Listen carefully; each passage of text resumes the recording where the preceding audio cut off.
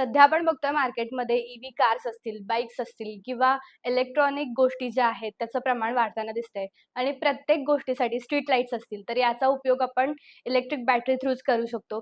तर याच रिलेटेड आज आपण आपल्या पॉडकास्टमध्ये माहिती घेणार आहोत आणि यासाठी आपल्या साधं सरळच्या स्टुडिओमध्ये आज आलेले आहेत ईव्ही बॅटरीज मॅन्युफॅक्चरर चिन्मय गोरे आणि त्यांच्याकडून आपण त्यांनी कशा पद्धतीनं ईव्ही बॅटरीजमध्ये आता सध्या काम करतायत, व्यवसाय कसा सुरू केला हे आपण जाणून घेणार आहोत त्यांच्याकडून.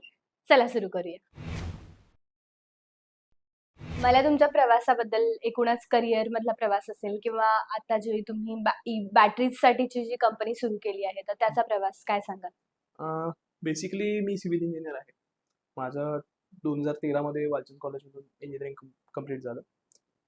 ते करत असताना मला थोडंसं त्या काळात 2010-11 मध्ये electric two wheelers, electric vehicles हे थोडं नवीन येत होतं. त्यावेळेला यो बाईक्स येत होत्या आणि ती टेक्नॉलॉजी खूप लिमिटेड होती. आणि जेव्हा माझं वय कमी होतं, 18 वर्षाच्या आत होतं, त्यावेळेला त्या गाड्या मी वापरल्या. हां. पण आफ्टर 18 वडिलांची माझी अशी डील झाली होती की एक वालचंद कॉलेजमध्ये मला ऍडमिशन मिळाली किंवा चांगल्या कॉलेजमध्ये ऍडमिशन मिळाली तर पाहिजे ती बाईक घेऊन देतो. त्यावेळेला मी यामाहाची मोटरसायकल घेतली. बर. बट एक कायम चर्चा करी व्हायची की मग इलेक्ट्रिक का करत नाहीस? आता तू इंजिनियर होतोस तर इलेक्ट्रिक बाईक बनव. मग त्यावेळेला मी तो विचार केला की आपल्याला चांगल्या परफॉर्मन्सची, चांगल्या केपेबिलिटीची ऍक्च्युली जे वापरू शकतो आपल्यासारखा यंग माणूस तशी व्हेकल बनवायला पाहिजे. आणि बरोबर. ते कुठेतरी डोक्यात राहिलं होतं आणि मग काय जेव्हा वेळ मिळेल तेव्हा सेकंड इयरला, थर्ड इयरला मी 2 गाड्या बनवल्या. आणि त्याचं मीडियामध्ये कव्हरेज पण आलं होतं. त्यामुळे मला इन्स्पिरेशन पण मिळालं अजून काहीतरी करत राहावं असं. तर ते करताना मेजर प्रॉब्लेम बॅटरीजचा यायचा. लीड बरोबर. ऍसिड ज्या ट्रेडिशनल बॅटरीज असतात ज्याच्यात आपण पाणी घालतो, हं, हं. तर त्या बॅटरीज वापरल्या गेल्या होत्या त्या प्रोजेक्टमध्ये. मग आयदर मला रेंज मिळायची और मला स्पीड मिळायचं. मला दोन्ही मिळायचं. मी फास्ट पळवायला लागलो गाडी तर पटकन ड्रेन व्हायची आणि कुठं तर वाटेत ढकलत आणली गाडी, असं बऱ्याच वेळा पण झालं. बरोबर. मग हे करत असताना भरपूर उद्योग केले, ट्रान्समिशन बदलले, गिअर बॉक्स बदलला आणि अशा बऱ्याच गोष्टी करताना भरपूर शिकायला पण मिळालं. फॉर्च्युनेटली आमची लायब्ररी खूप चांगली होती वालचंद कॉलेजमध्ये, त्यामुळे मला ते बऱ्याचशा गोष्टी अभ्यास करता आले. बऱ्याच गोष्टींचा अभ्यास करता आला आणि ते करत असताना कंट्रोलर मी डिझाईन केला माझा स्वतःचा मोटरसाठी. पण तरी शेवटी तो प्रॉब्लेम सॉल्व्ह झालाच नाही कधी, की एक तर मला रेंज मिळत होती आणि मी रेंज ऑप्टिमाइज करायला गेलो तर स्पीडला सॅक्रिफाईस करायला लागलो. मग हे माझ्या डोक्यात कायम राहिलं होतं.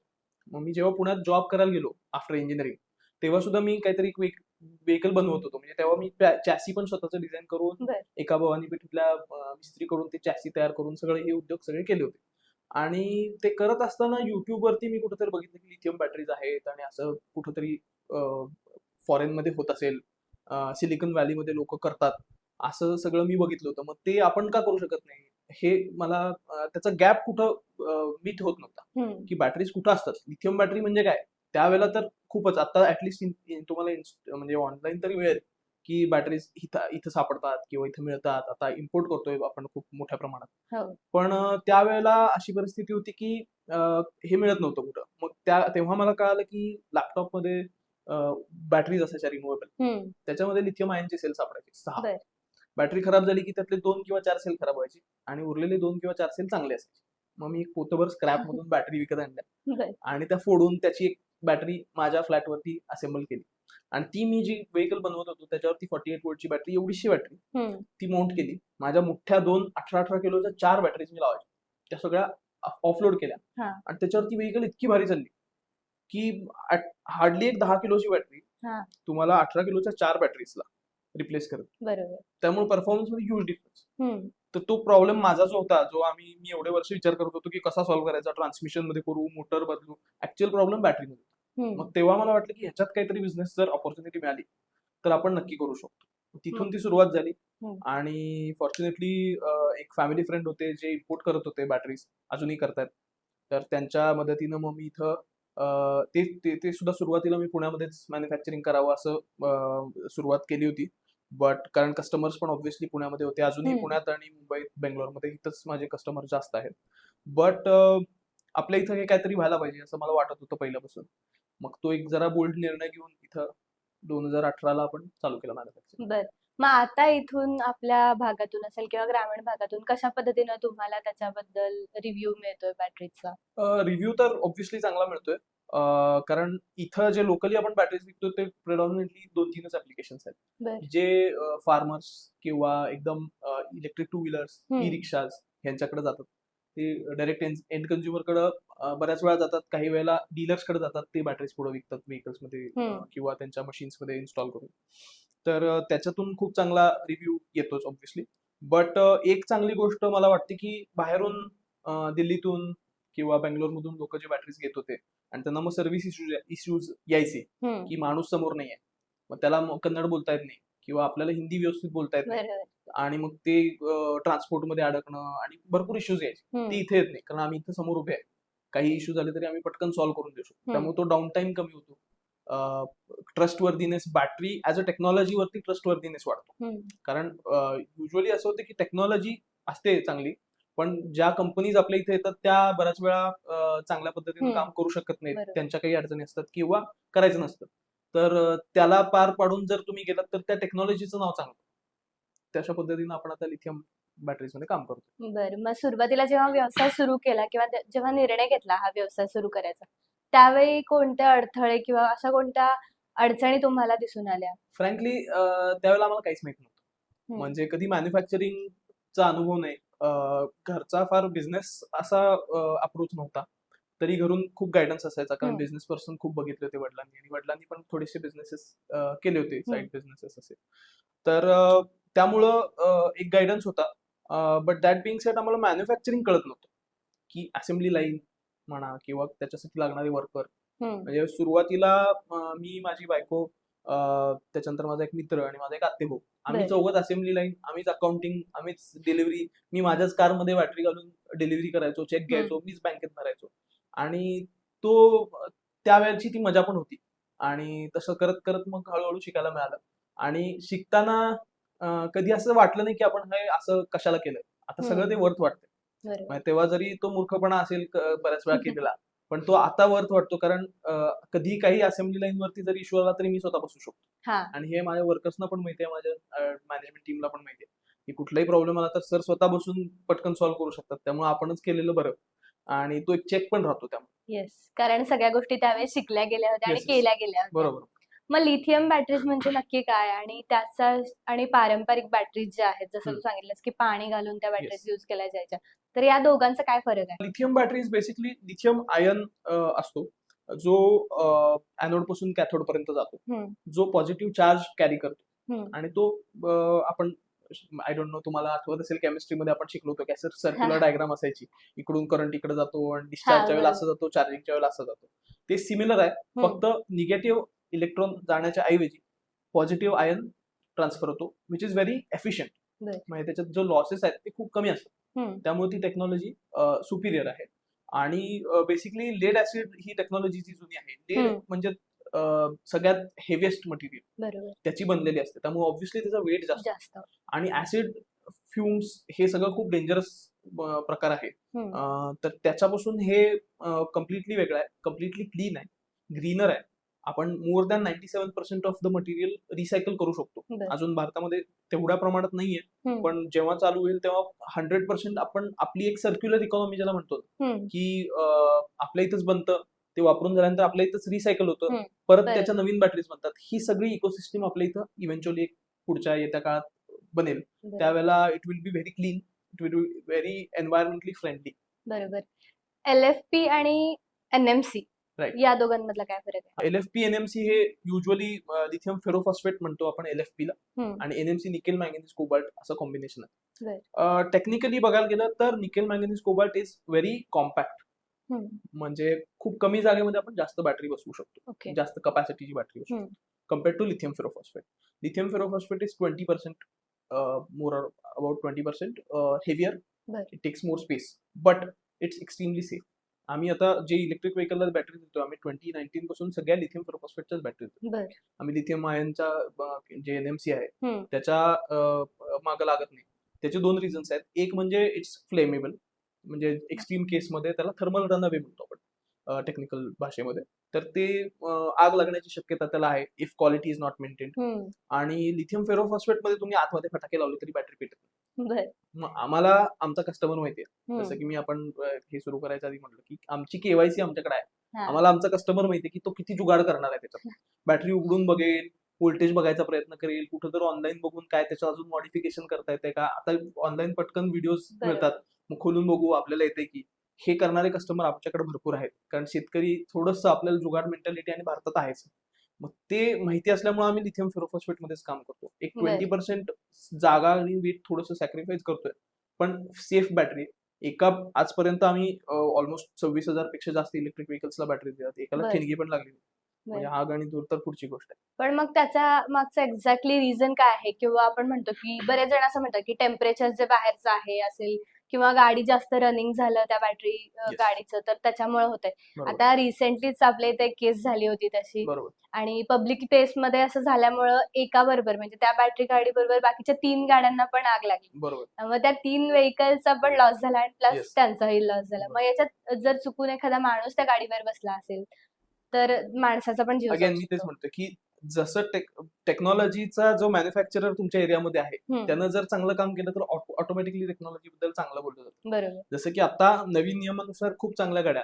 हं. आधी प्रायर टू 2021 तुम्ही भरपूर केसेस ऐकल्या असतील की गाडी हो, पेटली, हो, हो. ही गाडी पेटली, इथं पेटली. रोज नवीन बातमी यायची. का? कारण तेव्हा नियम जरासे जुने पण होते आणि नवीन टेक्नॉलॉजीला अडॅप्टेड नव्हते. हं. त्याच्यानंतर जे AIS 156 रिव्हिजन 2 आले, हं. तर त्याच्यानंतर ह्या केसेस खूप कमी झाल्या. पण परत आहे आपली पण थोडीशी जुगाडू मेंटॅलिटी आहे आणि म्हणजे दोन्हीकडून चुका आहेत. काही मॅन्युफॅक्चरर्सच्या क्वालिटीचे इश्यूज आहेत.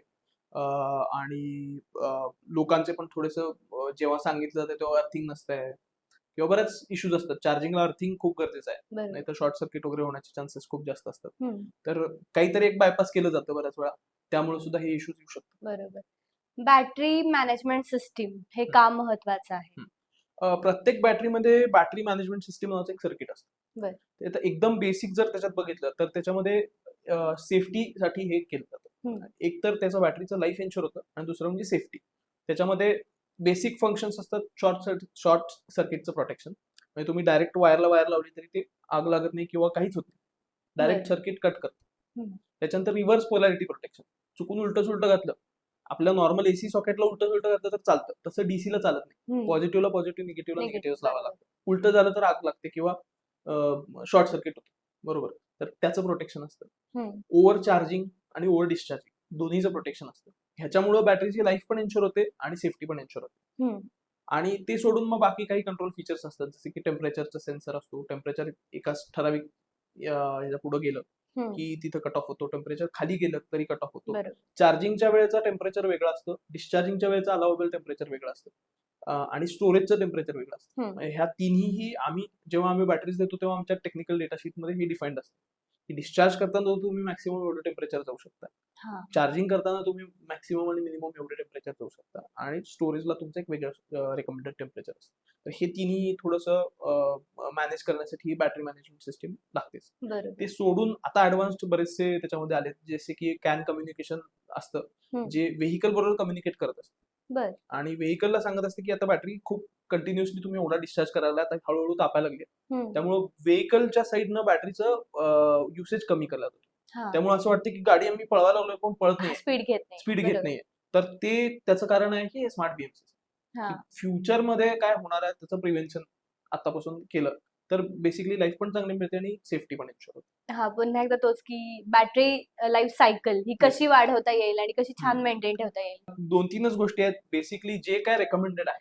हं. मॅन्युफॅक्चरर मी मॅन्युफॅक्चरर असल्यामुळे मला माहिती मी काय काय रेकमेंडेशन करतो आणि युजली लोक काय काय अवॉइड करतात. बरोबर. अर्थिंग नसतं. हां. चार्जिंग कुठं लावतोय ह्याच्याबद्दल काही काळजी घेतलेली नसते. कुठेही चार्जिंगला लावून टाकतात आणि तो तेवढ्या अँपियर देण्याचा केपेबल पॉइंट आहे का? जे वॉल हं. सॉकेट असतात ते तेवढ्याच कपॅसिटीचे आहेत का? हे चेक केलं जात नाही बऱ्याच वेळा. चार्जिंगला लावून ठेवलंय ते तसंच चालूच आहे.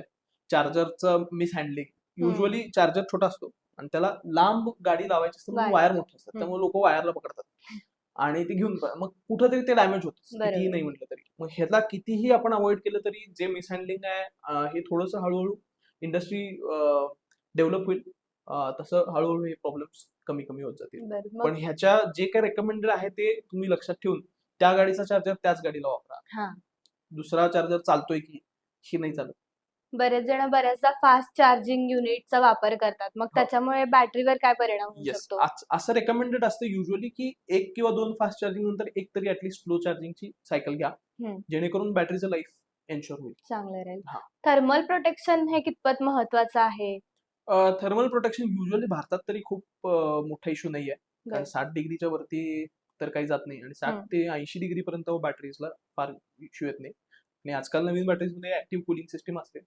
त्यामुळं हीट जरी जास्त झालं तरी फार इश्यू येत नाही. Being a EV batteries manufacturer, भारतामध्ये ईव्ही मार्केट कसा ट्रेंड आहे त्याचा आणि कशा पद्धतीने आता सेलिंग सुरू आहे त्याचं? आता खूप इंटरेस्टिंग आहे मार्केट. मोठे ब्रँड सगळे एंटर होत आहेत बरं. आणि ह्याच्या पुढं मार्केटमध्ये काम करायला खूप चॅलेंजेस येणार आहेत. कारण मोठे मॅन्युफॅक्चरर जेव्हा येतात तेव्हा ते त्यांची क्वालिटी, त्यांची हं, मास प्रोडक्शनची कपॅसिटी हे सगळं घेऊन येतात. बरोबर. तर it will be very interesting.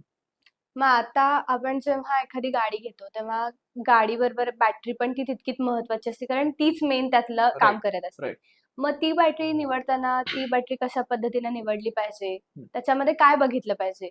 Basically 2-3 आपल्या हातात 2-3 गोष्टी आहेत ज्याची आपण करू शकतो. एक म्हणजे claimed range versus actual range ह्याचा एक हां. पडताळा आपण करून घ्यायला पाहिजे. त्याच्यानंतर सेल्समनला थोडीशी सवय असते की जास्त सांगायची. हं, पण तुम्ही तुमचा एक रिसर्च वेगळा करायला पाहिजे, की ही गाडी पूर्वी कुणी घेतली आहे, 1 वर्षापूर्वी कुणी घेतली आहे किंवा आधीपासून हा ब्रँड आहे का? हं. आणि ह्या ब्रँडचं काय साधारण आत्तापर्यंतचा रेकॉर्ड आहे. हे थोडंसं आपल्याला आपला अभ्यास करायला लागणार आहे. कारण आपल्या जवळचा आहे, आपला सेल्समन आहे, हा आहे म्हणून हां, त्याच्याकडून घेण्याच्या ऐवजी आपल्याला थोडासा एक आपला अभ्यास, कारण टेक्नॉलॉजी नवीन आहे म्हणून हा थोडे दिवस करायला लागेल. बरोबर. नंतर ते वेल नोन होईल की काय करायचं. बट आता तरी तसं रेकमेंडेड आहे. बरं. ईव्ही बॅटरीची ही जी रेंज तुम्ही सांगितली, ती कशावर अवलंबून असते मेनली? ती कपॅसिटीवरती असते. वॉट आवर म्हणून कपॅसिटी असते बॅटरीची. बरं. तर ती आणि अगेन्स्ट त्याची पॉवर हं. ह्याचा जो रेशो आहे त्याच्यावरती रेंज ठरते. बरं. आता जेव्हा तुम्ही ईव्ही बॅटरीज मॅन्युफॅक्चर करता, तेव्हा त्यात तुम्ही कुणाला जास्तीत जास्त एक्सपोर्ट करता किंवा डील करता कोणासोबत? कारण आम्ही गाडीचे जे ब्रँड्स आहेत, जसं तुम्ही सांगितलं, आता बरेच ब्रँड्स आहेत गाडीचे वेगवेगळे. पण मग ते त्यांच्या बॅटरीसोबतच त्यांची गाडी सेल करतात ना. बरोबर. मग तुम्ही कोणाला एक्सपोर्ट करता? आम्ही मल्टिपल ब्रँड्सना करतो बरं. आणि त्यामध्ये बरेचसे लोकल वेंडर्स आहेत जे लो स्पीडचे व्हेकल्स टिपिकली मॅन्युफॅक्चर करतात आणि हे एकदम extremely cost saving without any features, फक्त व्हॅल्यू फॉर मनी टाईपचे जे प्रॉडक्ट्स आहेत हां. ह्याच्यात आम्ही जास्त करून काम करतो. जसे की लोडर्स असतात. तुम्ही बऱ्याच वेळा बघितलं असेल, बेकरी प्रॉडक्ट्सला घेऊन जायला इलेक्ट्रिक लोडर्स आहेत. हां, हां. तर त्या टाईपचे व्हेकल्स जे ऍक्च्युअल प्रॅक्टिकली यूज होतात. जास्त एंड कन्झ्युमर्स वापरत नाहीत, पण हं. बिझनेस पर्पजसाठी, ट्रान्सपोर्टेशनसाठी इलेक्ट्रिक रिक्षाज वगैरे वापरले जातात. त्यांना आपण मेजरली बॅटरीज प्रोव्हाइड करतो. बरं. मग त्यांच्याकडून कशा पद्धतीने आता रिव्ह्यू मिळतोय आपल्या या बॅटरीसाठी? कारण पारंपरिक बॅटरी असेल, तुम्ही आता जसं सांगितलं, की आयर्न बॅटरीज सुद्धा आहेत, हो, ज्या फ्लेमेबल असू शकतात राईट. आणि मग त्याच्यानंतर येतो, की तुम्ही ज्या बॅटरीज बरोबर. बनवता. 2 गोष्टी आम्हाला कायम जाणवतात, की नवीन जेव्हा कस्टमर आमच्याशी जोडतो, जो टिपिकली लिथियम आयन बॅटरीज किंवा लीड ॲसिड बॅटरीज वापरतो, तो बघून त्याला पटत नाही. हं. बऱ्याच वेळा असं होतं, की "अरे, काय तर फसवलंय ना. हां. आम्ही आधी एवढं घालत होतो, आता एवढंसं दिलं आणि पैसे पण जास्त घेतोय." मग ते बऱ्याच वेळा असं झालंय आणि मग ते कन्व्हिन्स करायला आम्हाला अवघड जातं, की बरोबर. कसं कन्व्हिन्स करायचं? हो. अरे, हे ऑनलाईन खोटं असते. आणि तू वापरून बघ. मग फुकट घे. हां. तू वापर, जोपर्यंत तुझं सॅटिस्फॅक्शन होत नाही तोपर्यंत तू पैसे देऊ नको. बरं. असं म्हटल्यानंतर आता ही फार गोष्ट आजकाल येत नाही. पण हं. पूर्वी जेव्हा आम्ही सुरू केलं तेव्हा हे व्हायचं, की "अरे, एवढीशी बॅटरी आहे. काय फसवायला लागलाय का बघ." असं व्हायचं भरपूर. ईव्ही बॅटरी चार्जिंग इन्फ्रास्ट्रक्चर बाबत तुम्ही काय सांगाल? आता बरेच सेटअप्स येस, येस. चालू आहेत. युनिट्स बरेचकडे येस, बसवले येस. जात आहेत. आता एकदम खूप चांगली सोय आहे. हं. आता कुठल्याही भागात तुम्ही गेला इथून प्रवास करत आणि तुम्हाला चार्जिंग स्टेशन मिळालं नाही, अशी खूप रेअर केस आहे. मी पर्सनली माझे सगळे व्हेकल्स इलेक्ट्रिक आहेत, इन्क्लुडिंग माय न्यू कार. मी बरं. सगळे इलेक्ट्रिकला शिफ्ट झालो. मी पेट्रोल पंपाचं तोंडही बघत नाही. त्यामुळं आय एम व्हेरी, म्हणजे त्याला वॉक द टॉक म्हणतात ना, हं. की जे मी बोलतोय तेच माझा त्याच्यावर विश्वास आहे. त्यामुळे माझे सगळे टू व्हीलर्स, माझ्या घरातल्यांच्या सगळ्या टू व्हीलर्स आणि माझे कार हे सगळे इलेक्ट्रिक आहे. बरं. भारतामध्ये आपल्या आता जसं तुम्ही सांगितलं, की तुम्ही वापरताय. भारतामध्ये ईव्ही अडॉप्टेशन करण्यासाठी काय महत्वाचं आहे आणि ते कशा पद्धतीने वाढवलं पाहिजे पुढे जाऊन? पहिली सुरुवातीला कसं व्हायचं, की ते कोंबडी आधी का अंडा आधी असं होतं, की हां. चार्जिंग स्टेशन नाहीत म्हणून गाडी घ्यायची नाही. आणि गाड्या जास्त नाही म्हणून चार्जिंग स्टेशन Charging कशाला station. लावायचे. पण ते इव्हेंच्युअली हळूहळू मार्केट माझ्यासारखे काही थोडंसं रॅडिकल विचार करणाऱ्यांच्यामुळं घेऊया Build होतंय. इलेक्ट्रिक, बघू काय होतंय, हम्म. घरी लावू चार्जिंग, अशा हे न झालं. आणि दुसरा मोठा इफेक्ट असा मी बघतोय जे मार्केटमध्ये झाला की सोलारमुळे. जे सोलारच्या सबसिडीजमुळे लोकांनी प्रत्येकाने घरी रूफटॉप Panels. सोलार लावलेला आहे आणि त्याच्यामुळे एक्सेस जनरेशन व्हायला लागले. आणि ते जनरेशन आता फुकटच आहे वीज, तर मग इलेक्ट्रिक घेऊ, हा ह्या मेंटॅलिटीनं पण खूप लोक इलेक्ट्रिक व्हेकल कडे बरं. हे व्हायला लागले. इलेक्ट्रिक रिक्षा आणि त्याचबरोबर टू व्हीलर्स, तर याची बॅटरी टेक्नॉलॉजी कशी आहे, त्याच्यात काही डिफरन्स आहे का? टेक्नॉलॉजी बेसिक जी आहे ती सिमिलर आहे, पण ई रिक्षामध्ये थोडासा आम्हाला हात सुट्टा सोडायला स्कोप आहे, कारण जागा भरपूर आहे त्याच्यामध्ये. हा इलेक्ट्रिक टू व्हीलर मध्ये तुम्हाला एक्स्ट्रीमली कॉम्पॅक्ट बनवायचं आहे आणि त्याच्यात लोड म्हणजे मेकॅनिकल लोड जो असतो, व्हायब्रेशन्स म्हणा किंवा गाडी टॉपल होणं, हे जरा चॅलेंजेस जास्त आहेत कम्पेअर टू ई रिक्षा. रिक्षाला स्पीड पण लिमिटेड आहे बरोबर. आणि व्हायब्रेशनल लोड वगैरे जरी असले तरी ते चॅसी मोठं असल्यामुळं तिथपर्यंत पोहोचत नाही. बरोबर. त्यामुळे बॅटरी थोडीशी आम्हाला करणं इझी जातं त्या केस.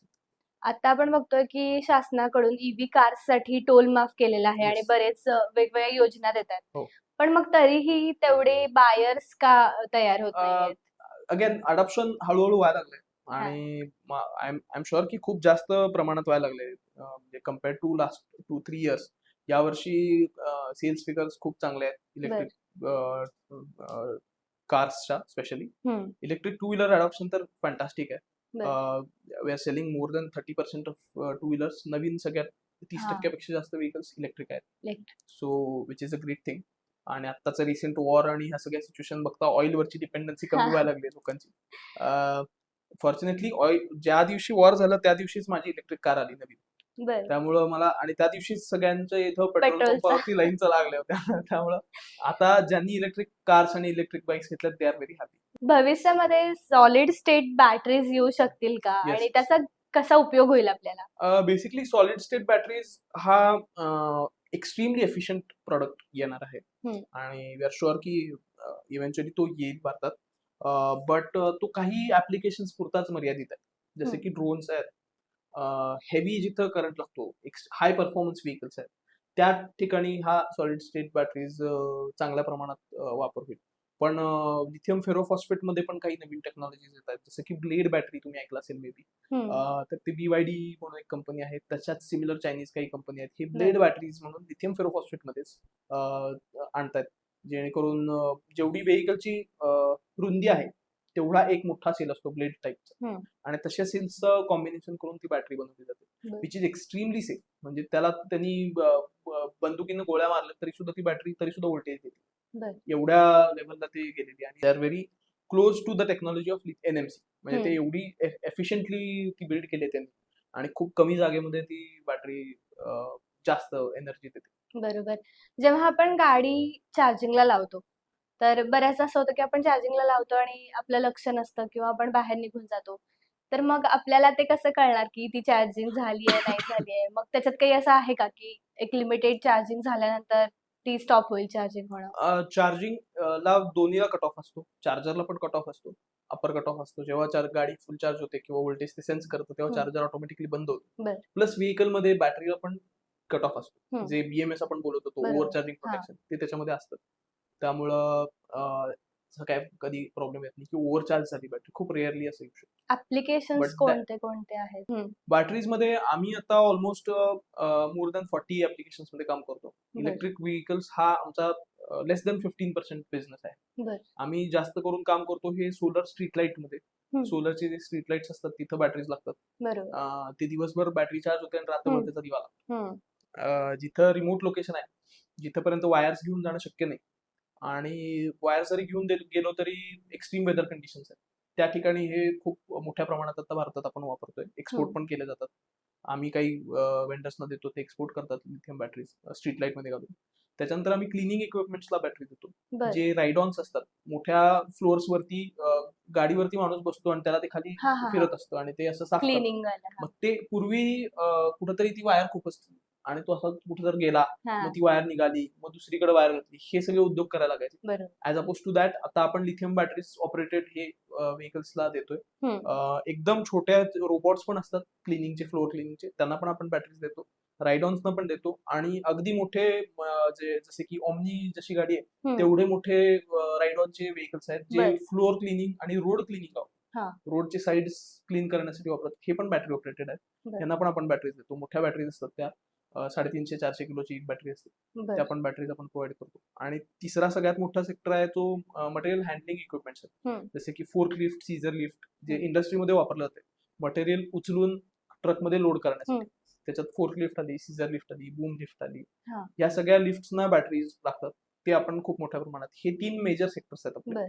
आणि ऑटोमेशनचे काही गव्हर्नमेंटचे प्रोजेक्ट्स आहेत जसे की प्रत्येक पेट्रोल पंपावरती एक कंट्रोल पॅनल असतो जो हा. ऑटोमेट करतो पॅनल पूर्ण पेट्रोल पंपाला हम्म. की पेट्रोल संपलं की ऑटोमॅटिकली मेसेज जातो हम्म. आणि तिथून डेपोतून यांना परत पेट्रोल येतं. बर. तर सगळ्या पेट्रोल पंपावरती हे कंट्रोल पॅनल्स आहेत. हम्म. आता त्याला बॅटरीज लागतात त्या आपण प्रोव्हाइड करतोय. तो बर. आपला पहिला प्रोजेक्ट आहे 2018 पासून आपण आतापर्यंत त्या बॅटरीज याची देतो. मागणी जास्त आहे आता येस. सध्या. मग जेव्हा योगटेक इंडस्ट्री सुरू केलीस तू तेव्हा काय विजन ठेवलं होतंस? तेव्हा बेसिकली सुरुवात तर अशीच होती की आपल्या भागात काहीतरी हे लिथियम बॅटरीजचा उद्योग काहीतरी केला पाहिजे जेणेकरून एक तर टेक्नॉलॉजी पटकन अडॅप्ट होईल आपल्या इथं आणि इंडस्ट्रीला काहीतरी ग्रोथ मिळेल. म्हणजे जेव्हा मी आपल्या भागातल्या MIDCत जात होतो तेव्हा टिपिकली 1-2-3 फाउंड्रीज आणि हे सोडलं तर फार विशेष काय वेगळे बिझनेसेस नव्हते. हम्म. आता मला गेल्यानंतर कळते खूप बिझनेसेस आहेत. पण त्यावेळेला मला वाटत होतं की हा. खूप बिझनेसेस नाही आहेत आपल्या भागामध्ये. बट मग ते पण एक होतं डोक्यात की आपल्या इथे चांगले बिझनेसेस पाहिजेत. राईट फ्रॉम इंजिनिअरिंग मी तोच विचार करत होतो की बिझनेस करायचा आहे आपल्या भागात करायचा आहे. हम्म. आपल्या इथं काहीतरी नवीन घेऊन यायचं आहे हे डोक्यात होतच समहाऊ. पण ते आलं पण करता पण आलं. येस. आधीपासून पेट्रोलच्या गाड्या असतील त्याच्यानंतर आता CNGच्या सुरू झाल्या हम्म. आहेत. डिझेल गाड्या ह्या तर आधीपासून चालत आलेल्याच आहेत. EV आता नवीन ट्रेंड आहे त्याच्यामध्ये. मग कसं आहे एखादी नवीन गोष्ट मार्केटमध्ये आली की ट्रस्ट बिल्डिंग हम्म. हे फार महत्वाचा फॅक्टर राईट. राहतो. तर मग बिंग अ मॅन्युफॅक्चरर समोरच्याला तुम्ही कशा पद्धतीने तो ग्राहकांमध्ये असेल ट्रस्ट बिल्ड केला? बरोबर. त्याच्यामध्ये बेसिकली 2-3 गोष्टी होत्या की एक सगळ्यात पहिल्यांदा की डिमांड कितपत आहे. हम्म. सुरुवातीला डिमांडच नव्हती. लोकांना व्हेकल्स बद्दल खूपच नाईव्हिटी होती. पण फॉर्च्युनेटली गव्हर्नमेंटनं पुश केल्यामुळं हम्म. आम्हाला आमचे एफर्ट्स खूप कमी झाले. जेव्हा गव्हर्नमेंट पुश करत नव्हती त्यावेळेचे आमचे एफर्ट्स आणि आत्ताचे एफर्ट्स याच्यामध्ये खूप जमीन आसमानचा फरक आहे. आम्हाला आता खूप कमी एफर्ट्स घ्यायला लागतात. लोकांना सगळं माहिती आहे आणि ऑनलाईन लोक बघून येतात, भरपूर रिसर्च करून येतात हो. आणि त्यामुळं फार एफर्ट्स घ्यायला लागत नाहीत. बट क्वालिटी बद्दल थोडंसं अश्युरन्स द्यायला म्हणून मग आम्ही आमचे काही कस्टमरचे रिव्ह्यूज आणि ह्या सगळ्या हम्म. गोष्टी सांगतो. आमचं नॉलेज शेअर करतो. एकदा आमचं नॉलेज शेअर झालं की लोकांना पटकन कळतं की हा याला सगळं माहिती आहे. त्यामुळे काय झालं तरी बघू. हम्म. त्यामुळं आम्ही टेक्निकल बॅकग्राऊंड सगळेच जण आमची सगळी टीम टेक्निकल बॅकग्राऊंडची आहे. त्यामुळं तो एक पटकन विश्वास पण बसला जातो. मेक इन इंडियाचा फायदा झाला का तुझ्या व्यवसायासाठी? डायरेक्टली म्हणू शकत नाही पण लोन्सच्या केसमध्ये वगैरे आम्ही इनिशियली जेव्हा मशिनरी घेतली सेकंड राऊंड ऑफ मशिनरीज त्यावेळेला आम्ही मुद्राचं लोन घेतलं. त्याचा पण फायदा झाला government. Solar street light system मध्ये जास्त टेक्नॉलॉजी कोणती यूज केली जाते? सोलर स्ट्रीट लाईट मध्ये पूर्वी लिथियम आयन एनर्जी वापरली जायची. बर. त्याला पण आता लिथियम फेरोफॉस्फेटला बिकॉज लिथियम फेरोफॉस्फेटचा लाईफ खूप जास्त आहे. हम्म. एक सर्टन करंट आणि चार्जिंग आणि डिस्चार्जिंगचा लोड फिक्स्ड असेल तर लिथियम फेरोफॉस्फेट खूप जास्त परफॉर्म चांगलं करतं. त्यामुळे त्याला आता ऑलमोस्ट सगळे टेंडर्स हे लिथियम फेरोफॉस्फेट मध्ये. बर. एनर्जी स्टोरेज सिस्टीम जी आहे तर ती आपल्याला फ्युचर मध्ये कशा पद्धतीने महत्वाची ठरू शकते? खूप एक्साइटिंग फील्ड आहे एनर्जी स्टोरेज सिस्टीम. त्याला आम्ही बर. BESS म्हणतो, बॅटरी एनर्जी स्टोरेज सिस्टम्स. हम्म. टिपिकली आता ह्या BESSचा प्रॉब्लेम BESS साठीचा जो प्रॉब्लेम आहे तो असा आहे की सोलरवरती आपण खूप जास्त डिपेंडेंट आहे हा. इंडियामध्ये आणि आपल्याला हे व्हायचं पण आहे हम्म. की रिन्युएबल एनर्जीवरती जास्त डिपेंडन्सी आपल्याला वाढवायची आहे जेणेकरून फ्युएल पासून कोल आणि याच्यापासून आपण लांब जाऊ ग्रीनर. पण सोलरचा मेजर प्रॉब्लेम काय की 24 तासातले 6 तास सोलर मिळणार. हम्म. उरलेले जे काय 18 तास आहेत त्याच्यात तुम्हाला सोलर मिळत नाही. बरोबर. पण तुम्हाला सोलरवरून एनर्जी क्रिएट करायची आणि ती स्टोअर करायची हम्म. जेणेकरून ग्रिड बॅलन्स होईल. हम्म. आपण वापरताना जर 24 तास वीज वापरतो, स्पेशली संध्याकाळी खूप जास्त वापरतो. संध्याकाळी सगळ्यांच्या घरी दिवे लावले जातात, AC बरोबर. लावला जातो. बरेच बाकीचे उद्योग सगळे हम्म. विजेवरचे जे होणार ते संध्याकाळच्या वेळेत होतात. त्यामुळं सोलरची जरी एनर्जी डेव्हलप जरी झाली तरी हम्म. ती लगेच युटिलाइज करायला लागते. बरोबर. कुठं स्टोअर होत नाही. हम्म. ती मोठ्या प्रमाणात स्टोअर करण्यासाठी बॅटरी एनर्जी स्टोरेज सिस्टम्स आहेत. पावसाळ्यामध्ये सुद्धा हा. पावसाळ्यामध्ये सुद्धा आहे. प्लस ग्रीड बॅलन्सिंग नावाचा एक प्रकार असतो की सडन डिमांड्स वाढल्या, सडन डिमांड्स कमी झाल्या, तर ग्रीडवरती खूप लोड येतो. ते ऍब्सॉर्ब करण्यासाठी सुद्धा बॅटरी एनर्जी स्टोरेज सिस्टम्स चांगल्या प्रकारे वापरतात. बरं. जे आता विद्यार्थी शिकतायत तर त्यांना जर या फील्डमध्ये काम करायचं असेल, म्हणजे ईव्ही असेल किंवा आता इथून पुढे याचं जास्त डिमांड येणार. बरोबर. ईव्ही कार्स असतील, बाईक्स असतील, तर याची डिमांड जास्त वाढताना दिसणार आहे. कारण Right. कम्पॅरेटिव्हली जर पेट्रोल आणि फ्युएलचं जे काही रेंज वाढत जाईल, जसं रेट इन्क्रीज होत जाईल, बरोबर. तसं सगळे ईव्ही कडे शिफ्ट होणार आहेत. Yes. मग त्यांनी कोणतं करिअर केलं पाहिजे, काय शिकलं पाहिजे, जेणेकरून पुढे जाऊन ते व्यवसाय सुरू करतील त्यांचा? दोन गोष्टी आहेत त्याच्यामध्ये. जर व्यवसाय करायचा असेल आणि येत्या 4-5 वर्षात करायचं असेल, तर सगळ्यात मोठी आता गोल्ड माईन म्हणा त्याला तुम्ही, की हे बॅटरी रिसायकलिंग मध्ये आहे. बरं. भरपूर ठिकाणी हे बोललं गेलंय, भारतात खूप जण प्रमोट करतात की बॅटरी रिसायकलिंग. आता बॅटरीज खूप प्रमाणात इम्पोर्ट झाल्यात भारतात आणि काही येत्या काळामध्ये आपण बॅटरीज मॅन्युफॅक्चरिंग पण भारतामध्ये सगळं सुरू होईल, सेलचं मॅन्युफॅक्चरिंग. तर त्याच्यासाठी लागणारं रॉ मटेरियल ही बॅटरी रिसायकलिंग मधून बनणार आहे. बरोबर. आणि खूप प्रमाणात बॅटरीज स्क्रॅप होत आहेत. जुन्या वापरलेल्या बॅटरीज नवीन लोक जेव्हा घालतात तेव्हा जुन्या बॅटरीचं काय करायचं, हा मोठा प्रश्न आता उभा होणार आहे आणि हा येत्या काळात खूप वेगळ्या लेवलला जाणार आहे आणि त्याच्यामध्ये मोठी ऑपॉर्च्युनिटी आहे. बरोबर. त्याच्यात थोडंसं टेक्नॉलॉजिकल काम पण आहे. असं नाही की नुसतं आणले स्क्रॅप फोडले असा प्रकार नाहीये. हा टेक्निकली अवघड काम आहे. लिथियम बॅटरीचं स्क्रॅप पासून रॉ मटेरियल किंवा वेगळं काही मटेरियल बनवायचं असेल तर टेक्निकल काम आहे आणि त्याची मशिनरी आणि तो रेडीमेड सेटअप पण तुम्ही पाहिजे तर घेऊ शकता किंवा तुम्हाला स्वतःचं काहीतरी इनोव्हेशन त्याच्यात करायचं असेल तर तसा पण स्कोप आहे. म्हणजे पुढे जाऊन या क्षेत्रात यायचं असेल तर सगळ्यात मोठी गिग इथे असणार आहे. येस. कारण आता मॅन्युफॅक्चरर तर भरपूर झाले आणि आता त्यांना जे एस्टॅब्लिश्ड लोक आहेत त्यांना कॉम्पिट करणं कम्पेअर्ड टू दॅट हे थोडंसं नवीन फील्ड आहे. बरोबर. थोडंसं कॉम्पिटिशन कमी आहे. अटल एफडीपी व्याख्यान जे आहे तर त्याचा अनुभव कसा होता तुमचा? अटल एफडीपी बेसिकली हे फॅकल्टी डेव्हलपमेंट प्रोग्राम आहे बरं. गव्हर्नमेंटचा. त्याच्यामध्ये जी काही लेटेस्ट टेक्नॉलॉजी ती शिक्षकांना, स्पेशली इंजिनिअरिंगच्या कॉलेजच्या शिक्षकांना शिकवणं हा असं काम असायचं. बरं. आणि हे मी एक 3-4 कॉलेजेस बरोबर केलंय, specially Walchand college, Sanjay Bhokare college, DKT, Anna Dange college आणि MIT अशा ह्या कॉलेजेस बरोबर केलंय. बरं. खूप इंटरेस्टिंग अनुभव होता. मी वालचंद कॉलेजचाच पास आउट आहे आणि त्याच कॉलेजमध्ये मला पहिलं एफडीपी माझं तिथंच झालं. ज्यांनी मला शिकवलंय काही लोकांनी त्यांनाच मी शिकवायला लागलोय असा थोडासा अनुभव आला. त्यामुळे पहिल्यांदा खूप भीती वाटली की अरे यांना काय सांगायचं, यांना तर सगळं माहित असेल. बट ते खूप ऍक्सेप्टिंग होते.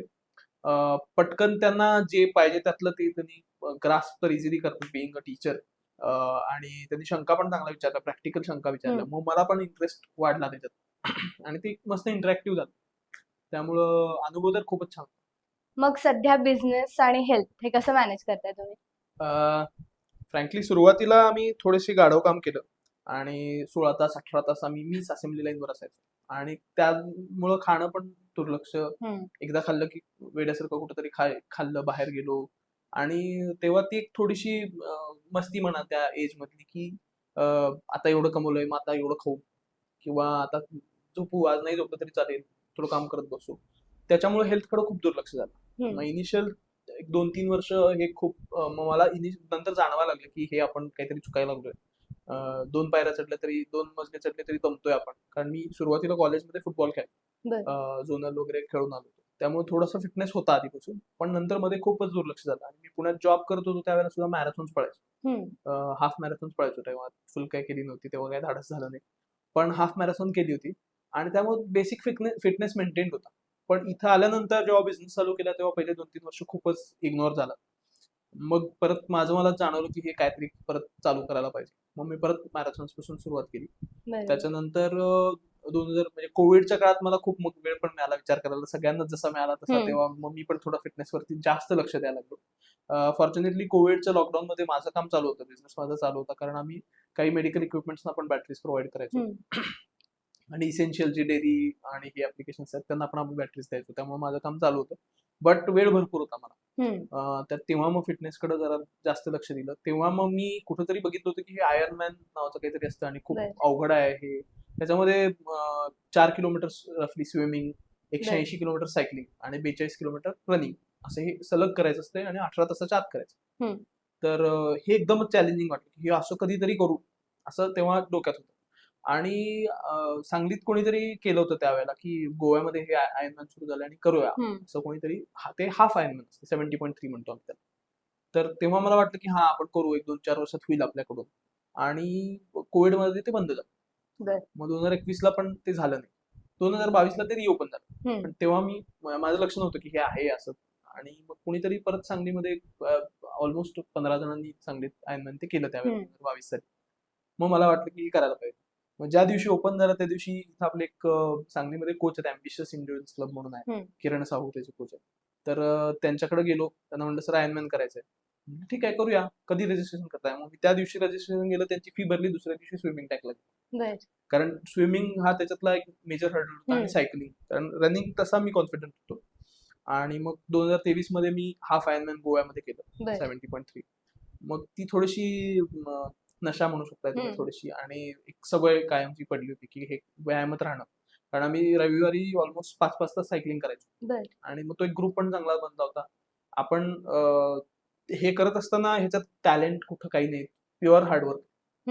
आणि ह्याचा मला बिझनेसमध्ये खूप उपयोग झाला की एका लेवलपर्यंत तुम्हाला टॅलेंट मिळते, त्याच्यानंतर 100% तुमचं एफर्ट्स आहेत आणि तुमची एफर्ट्सची कन्सिस्टन्सी आहे. आणि ह्या एन्ड्युरन्स स्पोर्टमध्ये हे खूप मॅटर करते. तुम्ही 4 दिवस जरी काहीतरी खाण्यापिणं तिकडे तिकडे केलं, स्ट्रेस तुम्ही जास्त घेतला, झोप तुमची डिस्टर्ब झाली, तर लगेच तुमचा एन्ड्युरन्स वरती अफेक्ट करतो. सेम तुमचं बिझनेसमध्ये असतं. तुम्ही 4 गोष्टी जराशा क्वालिटीमध्ये इकडे तिकडे केल्या, कस्टमर्स कडून व्यवस्थित सर्व्हिस दिली नाही की लगेच बिझनेस अफेक्ट होतो. त्यामुळे इट्स एक तपस्या असल्यासारखं आहे. कंटिन्युअसली तुम्हाला रोजच्या रोज त्याच लेवलला तुम्हाला हे करायचंय, पुश करत राहायचंय. आणि एक दिवस सुद्धा तुम्ही सुट्टी घेऊ शकत नाही किंवा आज असू दे पाठवून असं म्हणू शकत नाही. आणि हे ऍटिट्यूड होतं. खूप वर्ष काम केल्यानंतर वाटत अरे हा ठीक आहे, आता काय होणार आहे करून करून, आता किती करायचंय. पण ते एक त्याला अमेरिकन लोक म्हणतात की raise the standard and hold the standard. Hold करण्यासाठी जास्त एफर्ट लागतो. एकदा रेज करून परत सोडणं खूप इझी आहे. पण मग रेज द स्टँडर्ड आणि होल्ड द स्टँडर्ड ह्याच्या अंडर मग आम्ही पण तसंच काम करतो. सारखं तुम्हाला नवीन नवीन इम्प्रुव्हमेंट करायची, क्वालिटीमध्ये इम्प्रुव्हमेंट करायचे. सेम मी याच्यामध्ये पण केलं की 2023ला हाफ आयर्नमॅन झालं, फुल आयर्नमॅन कधी तर करू असं वाटत होतं की होईल कधीतरी. पण मग 24 मध्ये आमच्या इथे सांगलीत अजून एक अक्षय आवटी म्हणून आहे, त्यांनी केलं. म्हटलं हा होऊ शकते, आपल्याला पण होऊ शकते, बघू करून. मग 2025 मध्ये मी कोरियामध्ये, साऊथ कोरियामध्ये फुल आयर्नमॅन केलं. बरं. मग यामध्ये स्टँडर्ड ऑफ लिव्हिंग जास्त महत्वाचं वाटतं की क्वालिटी ऑफ लाईफ? दोन्हीचा बॅलन्स आहे असं मी म्हणेन की एक दोन्हीही तुम्हाला इक्वली बॅलन्स करत करत न्यायचं आहे. कारण क्वालिटी ऑफ लाईफ तर सगळ्यांनाच असते महत्वाची, आणि ती रिलेटिव्ह आहे. मला जी क्वालिटी ऑफ लाईफ वाटेल ती प्रत्येकाला वाटेलच असं नाही. आणि स्टँडर्ड ऑफ लिव्हिंग तुम्ही कोणत्या भागामध्ये राहताय त्याच्यानुसार तुमचं व्हॅरी होऊ शकते. आणि तुमचं त्यामुळे दोन्हीचा बॅलन्स आहे. आणि इव्हेंच्युअली तुमचं सॅटिस्फॅक्शन कुठं आहे हे एक आहे, आणि तुम्हाला कुठं जायचं ह्या दोन्हीतला स्ट्रगल असतो प्रत्येकालाच. कधी कधी वाटतं की भरपूर केलंय, आणि कधी वाटतं केवढं करायचं अजून, हा किती करतोय असं. मग परत तुम्हाला इनवर्ड बघायचं की तुम्हाला काय करायचंय, तुम्हाला तुमचं पॅशन कुठं आहे. तर त्याच्यामुळं मी हे दोन्हीही मला दोन्हीही आवडतंय. मी एन्ड्युरन्स मध्ये पण काम करतोय, मला आवडतं पण, आणि मी म्हणजे पॅशनेटली त्याच्यामध्ये वर्कआउट करत असतो.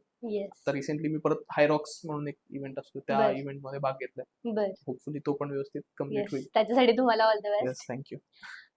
पुन्हा एकदा आपण ईव्ही कडे येऊया. सध्या ईव्ही उद्योगांमध्ये कशा पद्धतीने मोठे बदल होतील असं तुम्हाला वाटतंय? ईव्हीच्या केसमध्ये थोडेसे जे छोटे ब्रँड्स आहेत किंवा नॉन ब्रँडेड पण बरेचसे लोक आहेत जे इम्पोर्ट करतात आणि इथं फक्त विकतात, तर त्यांना खूप टफ जाईल असं दिसतंय. कारण ब्रँडेड लोक उतरले आहेत, मोठ्या कंपनीज उतरल्या आहेत, त्यांचं मास मॅन्युफॅक्चरिंगचं त्यांचं ऍडव्हान्टेज. आणि बेसिकली बिझनेसमध्ये पैसे हे लागतातच. इनिशियली जर तुमच्याकडे चांगले पैसे असतील आणि तुमचं विल चांगली असेल की चांगलं काम करायचं असेल, तर तुमच्यासाठी थोडंसं इझी जाणार आहे. तर तसं होताना दिसेल. इव्हेंच्युअली चांगले ब्रँड्स आता ऑलरेडी यायला लागले, तर तेच सक्सीड होतील असं दिसतंय. लिथियम रॉ मटेरियल जे आहे ते कुठून आपल्याला मोठ्या प्रमाणात उपलब्ध करता येऊ शकतं? आता करंट सिच्युएशन बघितली तर पूर्ण जगामध्ये चायना डॉमिनेटिंग. तुम्हाला lithium batteries, most of the batteries चायनामध्ये बनतात. कुठल्याही ब्रँडचे असू दे, सॅमसंग असू दे किंवा जे काही ब्रँडेड सेल्स आहेत, पॅनासोनिक आहे, त्यांचं पण मॅन्युफॅक्चरिंग चायनामध्येच बिईंग, कारण ह्याच्यात रेअर अर्थ मटेरियल्स खूप लागतात. आणि त्याचं डॉमिनन्स चायनामध्ये आहे. हम्म. तर ते आहे. बट दॅट बिंग सेड आपलं गव्हर्नमेंट खूप पुश करते. PLI स्कीम्स आहेत जे सेल्फ मॅन्युफॅक्चरिंग करू इच्छितात बर. त्यांच्यासाठी product linked incentive, production linked incentive असं म्हणतात, की एवढं प्रोडक्शन केलं तर तुम्हाला एवढा इन्सेंटिव्ह मिळेल. हम्म. कारण this is a capital intensive business. खूप बरोबर. पैसे तुम्हाला लावायचे नाही, खूप वर्ष लावून ठेवल्यानंतर तुम्हाला प्रॉफिट मिळायला चालू होणार. बरोबर.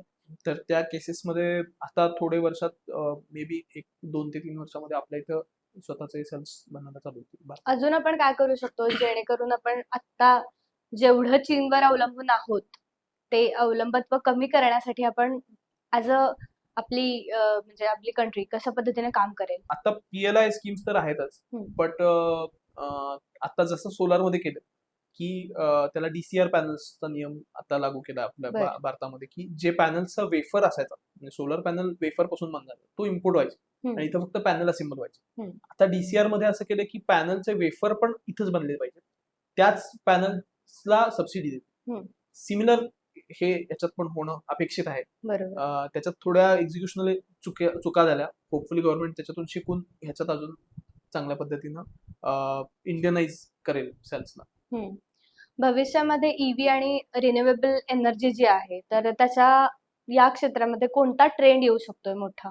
ट्रेंड म्हटलं तर आता आपण ट्रेंड मध्येच आहोत. हम्म. सोलारची डिपेंडन्सी खूप वाढलेली आहे बरोबर. आणि अजून हे इट्स जस्ट द बिगिनिंग. म्हणजे जे कर्व जो असतो त्याच्या आपण जस्ट सुरुवातीला आहे आणि हे दिस इज गोइंग टू एक्सप्लोड. त्यामुळं हाच ट्रेंड आपण एक्सपेक्ट करू शकतो आणि जसं मी मगाशी म्हटलं बॅटरी एनर्जी स्टोरेज सिस्टम हा खूप मोठा रोल प्ले करतो. पुढच्या 5 वर्षांमध्ये ईव्ही इंडस्ट्रीमध्ये तुम्ही काय बघताय किंवा योगटेक इंडस्ट्री कडून कशा पद्धतीने पुढच्या 5 वर्षाचं विजन आहे? आम्ही फक्त इलेक्ट्रिक व्हेकल मध्ये नाही पण बॅटरीज मध्ये थोडंसं आमचं विजन आहे की टोटल बॅटरीज आम्हाला जे काय भारताचं सस्टेनेबल डेव्हलपमेंट मध्ये बॅटरीजची रिक्वायरमेंट आहे तिथं आम्हाला अग्रेसर व्हायचं. जिथं कुठं इंडियामध्ये आपण बॅटरीजशी रिलेटेड जे BESS असू दे, ऑटोमेशन प्रोजेक्ट असू देत किंवा सोलर स्ट्रीट लाईट्स मध्ये असू देत, ह्याच्यात सगळ्यात आम्हाला एक मोठा रोल प्ले करायचा आहे. हे आमचं विजन आहे पुढच्या 5 वर्षासाठी. आता आपण बघतो की प्रत्येक एक क्रिएटिव्ह गोष्ट असेल, क्रिएटिव्ह म्हणण्यापेक्षा इझी टू वर्क असेल किंवा इझी टू यूज अशा ज्या गोष्टी असतात, जसं की हेअर ड्रायर असतील किंवा व्हॅक्यूम क्लीनर्स असतील, अशा जे गोष्टी आहेत या सगळ्या बॅटरीवर आता करतात बरेच जण, कारण की वायरचा जो प्रॉब्लेम आहे तो दिसून येतो आपल्याला आणि यूज ऑफ इलेक्ट्रिसिटी हे पण दिसून येतंय. तर मग त्यावर तुम्ही काय काम करताय का? आम्ही आता आम्हाला 2 चॅलेंजेस होते. एक मोठं चॅलेंज होतं की आमचा ब्रँडचा व्हॅल्यू कुठंही दिसत नव्हतं, कारण आम्ही OEM सप्लायर. आम्ही बॅटरीज देतो अशा लोकांना जे बॅटरीज वापरून त्याचं प्रॉडक्ट बनतं, जसं की सोलर स्ट्रीट लाईट असेल किंवा ऑटोमेशनचा पॅनल असेल किंवा इलेक्ट्रिक व्हेकल असेल. बॅटरी माझी कुठेतरी आत जाणार आहे, त्यामुळे बॅटरी कुणाची वापरली आहे आणि जरी माहीत असलं वापरली तरी त्याचं नाव रिकॉल होतं. त्याच्यासाठी आम्ही कंझ्युमर इलेक्ट्रॉनिक्सचे प्रॉडक्ट बनवतो, जी भारतातली सगळ्यात मोठी आणि ग्रोईंग सेक्टर आहे बॅटरीजसाठी.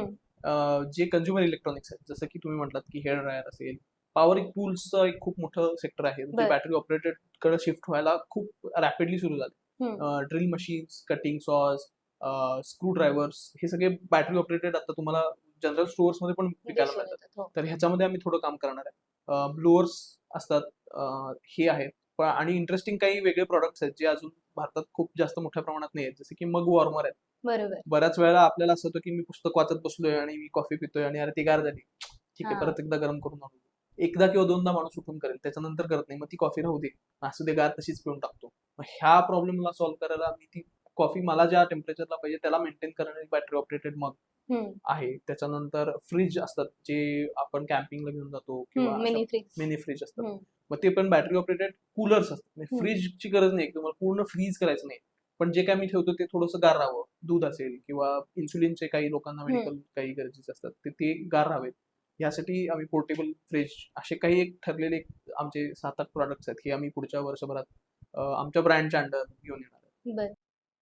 सध्या आपण बघतोय की वॉर सिच्युएशन सगळीकडे निर्माण झाली आहे, तर मग त्याचा आपल्या बिझनेसवर काय परिणाम झालाय का? ऑब्व्हियसली वॉरमुळे कुणावर इफेक्ट झाला नाही असं झालं नाही. आमचे एन्क्लोजर्स असतात, म्हणजे बॅटरी तयार झाल्यानंतर वरती त्याला एन्क्लोज करण्यासाठी आयदर प्लास्टिक और मेटल असे एन्क्लोजर्स असतात. पहिलं सगळ्यात हिट झालं ते म्हणजे प्लास्टिक. प्लास्टिक हे बनतच ऑइल पासून. बरोबर. ऑइलचा बाय प्रॉडक्ट आहे प्लास्टिक. त्यामुळे प्लास्टिकच्या प्राइसेस खूप वाढल्या आणि नुसत्या प्राइसेस वाढल्याने त्याची अवेलेबिलिटी हॅम्पर झाली. हम्म. तर ते पहिला आम्हाला मेजर इम्पॅक्ट बसला आणि तो बरोबर मार्च एंडच्या गडबडीत बसला. हम्म. आणि दुसरा इम्पॅक्ट होता म्हणजे एन्क्लोजर्स मेटलचे पण बनवतात लागतात काही ठिकाणी आम्हाला. बर. तर ते मेटलचे एन्क्लोजर्स ला वरती पेंट आणि गंजू नये म्हणून पावडर कोटिंग केलं जातं. हम्म. तर ते पावडर कोटिंगचे जे ओव्हन्स असतात हे एलपीजी ड्रिव्हन असतात. बर. गॅस लागतो हम्म. आणि कमर्शियल गॅसची परिस्थिती तुम्ही बघताय. त्यामुळे पावडर कोटिंग एक मोठं इम्पॅक्ट जातं. त्यामुळे बॅटरीजचा सगळा म्हणजे 90% आम्ही भाग तयार केलाय, पण वरचे पिशवी नाही म्हणून विकू शकत नाही अशी परिस्थिती झाली. बर. पण फॉर्च्युनेटली चांगले वेंडर्स मिळाले आम्हाला आणि ते पटकन त्यांनी त्याच्यावरती काउंटर करून काहीतरी दुसरा जुगाड करून हम्म. थोडंसं प्लॅनिंग पण आमचं चांगलं होतं, त्यामुळे काही स्टॉक पण होता. हा. त्यामुळे आतापर्यंत डायरेक्ट मेजर इम्पॅक्ट झाला नाहीये, पण फ्युचरमध्ये हे चालू राहिलं तर खूप अवघड. डिझास्टर्स होणार आहे. येस. 3 पुस्तकं कोणती रेकमेंड कराल? एक आहे ऑल टाइम फेवरेट माझी 0 to 1 म्हणून आहे. पीटर हम्म. थिल म्हणून त्याचा आहे. बर. एकदम रॅडिकल थिंकिंग, वेगळ्या प्रकारे कसा विचार करावा हे शिकवतो. दुसरं आत्ताच्या लोकांना थोडं गॅरी वी ची काही पुस्तकं आहेत. 2 पुस्तकं आहेत त्याची. दोन्ही थोडंसं तुम्हाला जर सोशल मीडियाचं करायचं असेल तर गॅरी वी त्याला फॉलो पण करा तुम्ही. बर. एकदम इम्पॅक्टफुल आहे. आणि आता रिसेंटली मी बाय बॅक युअर टाइम म्हणून पुस्तक वाचतं, ते पण हायली बर. रिकमेंडेड आहे. त्याच्यामध्ये तुम्हाला डेलिगेशन शिकवलं जातं. हम्म. एका सर्टन लिमिट नंतर तुम्हाला जेव्हा ऑर्गनायझेशन किंवा कोणत्याही क्षेत्रात तुम्हाला मोठा इम्पॅक्ट करायचा असेल तर तुम्हाला तेवढीच चांगली माणसं जोडता आली पाहिजेत. हम्म. आणि तुमचं जे विजन आहे ते त्यांना चांगल्या पद्धतीने कम्युनिकेट पण करता यायला पाहिजे आणि त्या विजन मधला त्यांचा रोल काय आहे हम्म. हे समजवता यायला पाहिजे. त्याला डेलिगेशन म्हणतो आपण, की माझं हे काम तू कर आणि कर. तू तुझ्या पद्धतीने कर, हम्म. तुझी क्रिएटिव्हिटी लाव, हे सांगण्याची जी सिस्टीम आहे ही त्याच्यात शिकवली जाते. आणि बाय बॅक युअर टाइम म्हणतो त्याला आपण, की गाढवपणा करत सगळं मीच करतो असं न करता हम्म. आपलं जे मॅजिक आहे तेच फक्त आपण वापरता यायला पाहिजे बरोबर. आपल्याला, अशा पद्धतीचं पुस्तक आहे. Yes. ओके. आणि अजून एक ऍड करतो मी, हा. 5 AM क्लब आहे. बर. थोडस इनिशियल जे रीडर्स आहेत, हा. सुरुवात करतात की मला हम्म. काहीतरी करायचंय आणि मला सेल्फ हेल्प पुस्तकं वाचायची, त्यांच्यासाठी हे 5 AM क्लब रेकमेंड करेन. बर. खूप छान वाटलं. बऱ्याच गोष्टी समजल्या बॅटरीज बद्दल असेल किंवा मोठा गिग कोणता येणार आहे, ट्रेंड कसा चालू आहे ईव्ही बाईक्स मध्ये असेल, राईट. ईव्ही कार्स मध्ये असेल आणि इलेक्ट्रिक रिक्षाज मध्ये पण आता इथून पुढे कदाचित लोक त्याच्यावर सुद्धा काम करतील आणि त्याचा जास्त वापर होईल असं वाटतं. कारण फ्युएलचं जर हे असंच चालू राहिलं, वॉर अशीच चालू राहिली तर बऱ्याच गोष्टींवर परिणाम होऊ शकतात आणि मेजर गोष्टी ज्या आपण युज करतो ते म्हणजे व्हेइकलच आहे. बरोबर. आणि व्हेइकल मध्ये जर छान ट्रेंड आला, चांगला ट्रेंड आला तर ईव्ही कुठेतरी मार्केटमध्ये जास्त प्रमाणात आपल्याला दिसून येईल. राईट. छान वाटलं गप्पा मारून आणि हो, बऱ्याच मला गोष्टी समजल्या आणि आज साधं सरळच्या स्टुडिओमध्ये आल्याबद्दल खूप खूप धन्यवाद. मला बोलवल्याबद्दल थँक्यू. येस. आजच्या पॉडकास्टमध्ये आपण बघितलं की ईव्ही इंडस्ट्रीमध्ये सध्या कोणता ट्रेंड सुरू आहे आणि पुढच्या 5 वर्षात त्याच्यामध्ये कशा पद्धतीने डेव्हलपमेंट होईल आणि काय आपण त्याच्यासाठी पावलं उचलली पाहिजेत हे सगळं आपण आजच्या पॉडकास्टमध्ये जाणून घेतलेलं आहे. आणि अशाच नवनवीन पॉडकास्टसाठी आमच्या चॅनलला नक्की सबस्क्राईब करा आणि त्याचबरोबर तुम्हाला ईव्ही इंडस्ट्रीबद्दल काय वाटतं हे कमेंट करून सांगा जरूर. आणि जर तुमचा आवडता गेस्ट आमच्या पॉडकास्टमध्ये तुम्हाला पाहायचा असेल तर खाली दिलेल्या नंबरवर कॉन्टॅक्ट करा आणि हा व्हिडिओ आवडला असेल तर नक्की शेअर करा.